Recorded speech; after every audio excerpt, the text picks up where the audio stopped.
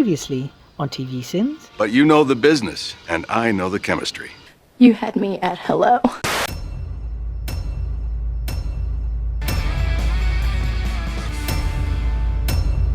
The game. They say a person either has what it takes to play, or they don't.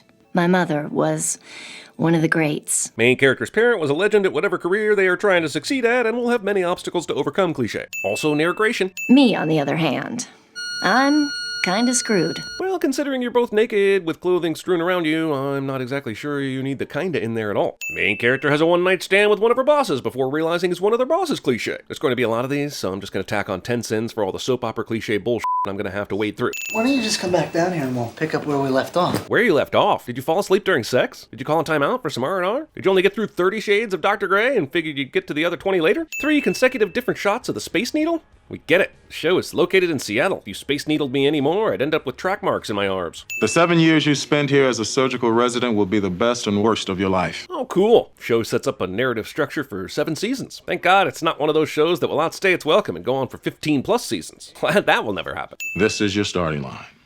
This is your arena. Why is it in TV shows that all jobs start off with a rousing speech from a supervisor? The last job I took, they walked me to my cubicle, pointed to where the restrooms were, and never once even made eye contact. Only 6 women out of 20. Yeah, I hear one of them's a model. It's a network television show. Pretty sure all 6 are models. We met at the mixer. You had on a black dress with the slit at the sides, strappy sandals, and now you'd think I'm gay. That's racist. That's the Nazi? I thought the Nazi would be a guy. I thought the Nazi would be a Nazi. If you've been playing the Grey's Anatomy Nazi drinking game, you are now suffering from a severe case of alcohol poisoning. You run labs, write orders, work every second night until you drop, and don't complain. The show is doing so much walk and talk, I swear it's trying desperately to make me think Aaron Sorkin wrote it. Except somehow it might actually be good enough to live up to the comparison. I hope this Shonda Rhimes person gets more work down the line. She seems like a real up-and-comer. Izzy seems to suffer from a case of disappearing glasses. A large bore IV, don't let the blood hemolyze. Let's go. I wanted to give some bonus points for at least saying let's go instead of stat, but this is still the same shout medical jargon the audience probably doesn't understand shtick that medical shows have been doing since Jesus Christ starred in Bethlehem 911. Kill me now. I wish I could, but yeah, I'm a healer. You and I are gonna have so much fun together. If I hadn't taken the Hippocratic Oath, I'd Kevorkian her with my bare hands. Well, technically, Kevorkian ended lives of patients who wanted to die on their own terms. So, since you would be murdering her, you'd actually be Harold Shipmaning her with your bare hands. But semantics, right? George O'Malley, Me? you'll scrub in for an appendectomy this afternoon. Not sure why this would surprise anyone. George is the only person Burke has spent any time with. Dr. Shepard, we should pretend it never happened. But she still needs to tell him about the patient's parents having questions, right? That probably trumps embarrassment over one-night stand with pseudo-boss. Last night I was very good looking. Had my red shirt on, my good looking shirt, and you took advantage. Was Patrick Dempsey's goal in life to be discount Rob Lowe? Because he couldn't sound any more like him if he were butchering CCR's Proud Mary at an Oscar ceremony. And yes, I actually wrote this sin before I knew that Rob Lowe turned down this role before Dempsey took it. Dr. Shepard, this is inappropriate. Indeed it is, and yet the show wants us to think it's adorable, because they need it to become the central relationship to the show and for us to like both of these characters. But yeah, Shepard's being a dick here, and no amount of charm is going to change my mind. You're okay? The nurse paged me 911. I had to go all exorcist to get her to even pick up the phone. So why would the nurse page 911 if she knew the patient was fine? Meredith's anger should really be more directed at the nurse in this situation. But I can't sleep. My head's all full. That's called thinking. Go with it. And that's when Grey and her entire anatomy would have been fired. Real doctors tend to do this thing called maintaining professionalism. Well, page him again. Stat. Stat, and you were doing so well. The patient is descending into cliché doses. We need 10 cc's of Synodol. Stat. We came here because this hospital is supposed to be the best in Washington. She was life flighted though, right? So she was going wherever was the closest. So, I shouldn't worry? I'm very good at what I do. OR shadowing. She's old, she's freaking ancient.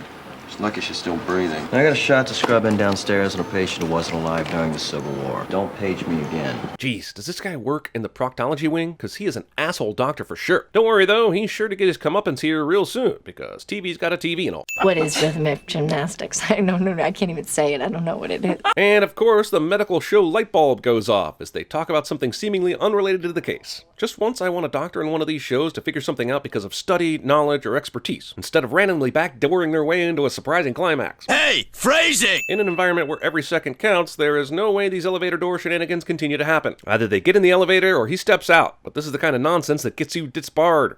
or Hippocratic oath or something. I've been on enough elevators to know if the door closes all the way for that long, you are already on your way to a new floor. Unless this one was built with a dramatic tension door release system. Then I guess it's possible. I wouldn't dare play it, but this episode is full of dated music that is very distinctly 2005. I didn't even know music could be distinctly 2005. And yet, here we are. You're important enough to make promises to Mrs. Savage? You get to be the one to tell her that she's a widow. Like hell he is. So you're telling me that hospitals would have inexperienced noobs delivering that kind of news just to make a point? There are two possibilities here. Either this show is an extremely exaggerated take on hospital personalities, or hospitals have a lot less care for their patients' families than I thought. Either way, the Sin Doctor has arrived and he's already scrubbed in. Also, I get that Burke's mad, but considering how little faith he has in George to be able to do anything, does this seem like a good idea? I wish I wanted to be a chef, or a ski instructor, or a kindergarten teacher. Or a baller. Shot caller? Wind, water, wound, walking, wonder drugs. Someone saw a different version of the Fifth Element than I did. Also, why is it that this hospital is full of extremely busy people until the moment our hero needs to one-up the resident asshole, and then all of a sudden an entire room of medical personnel can stop and watch? Do exactly as she says, then tell your resident that I want you off this case. And of course, Dr. Douche Pickle here gets put in his place. And it's not just this plot line that seems obvious. This show foreshadowed so hardcore that I knew how every one of these stories would resolve. This show telegraphs its resolution so much it's like it works for Western Union. You practice on cadavers, you observe, and you think you know what you're gonna feel like standing over that table, but that was such a high. This is also the exact same thing a serial killer would say. So, I made it through my first shift. And there is freaking narration at the end as well? What is this, a CWDC show? Oh, and also, skip. I'm gonna help you forget that you'll soon be dead. Cool. Yeah. Thanks, Doctor. Okay, so I'm just gonna insert my fingers into your rectum. Rectum? Damn near killed him. I do rhythmic gymnastics, which is like really cool. Nobody else does it. And in conclusion, may I please remind you that it does not say RSVP on the Statue of Liberty. He's choking. Come on, George. Today, pull your balls out of your back pocket. Let's go. We can't have anyone freak out there, okay? We've got to keep our composure. We could spend all day arguing right or wrong. Give me the $100. We didn't bet. We could spend all day arguing whether we bet or not. Give me the $100. It takes a steady hand because if you touch the side. But I am a doctor. Doctor? Doctor. Doctor? Doctor. Doctor? Doctor.